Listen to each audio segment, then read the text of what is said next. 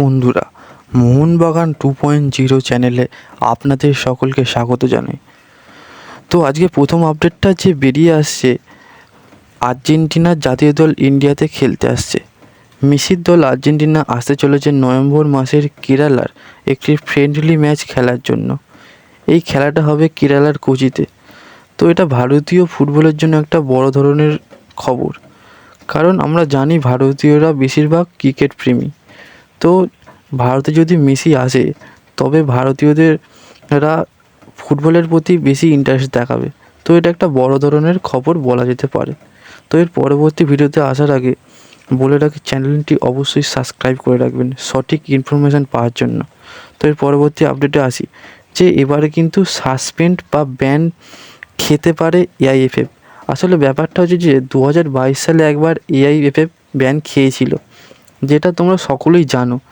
তো ব্যাপার হচ্ছে যে সুপ্রিম কোর্টে এআইএফএফের একটি ড্রাগ কন্ট্রিবিউশনের একটা ব্যাপার চলছে, যেটা এখনও কোনো সমস্যার সমাধান হয়নি।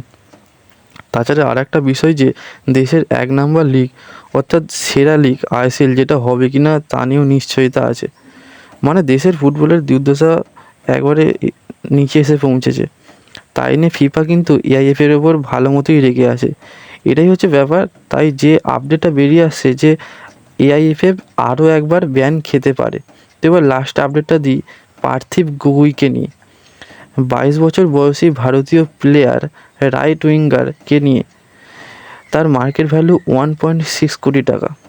এই তরুণ রাইট উইঙ্গার, যে বর্তমানে যুক্ত আছে নর্থ ইস্ট ইউনাইটেড সঙ্গে। রাইট উইঙ্গারের পাশাপাশি তিনি সেন্টার ফরওয়ার্ডও খেলে দিতে পারেন।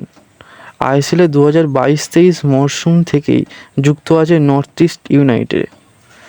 তো এই পার্থিব গগৈ নর্থ ইস্ট ইউনাইটেডের হয়ে 76 ম্যাচে 18টা গোল এবং 9টা অ্যাসিস্টও করেছেন। আইএসএলের মঞ্চে 57 ম্যাচে 10টা গোল এবং 8টা অ্যাসিস্টও রয়েছে এই পার্থিব গগৈয়ের। তো মোহনবাগান ম্যানেজমেন্ট রাইট উইঙ্গারের শক্তি বৃদ্ধির জন্য এই পার্থিব গগৈকে টার্গেট করেছে। তো একটা মোহনবাগান ফ্যানদের জন্য বড় ধরনের খবর বলা যেতে পারে। তো আজকে এতটাই। যদি ভিডিওটা ভালো লাগে অবশ্যই চ্যানেলটি লাইক এবং সাবস্ক্রাইব করে দেবেন। ধন্যবাদ।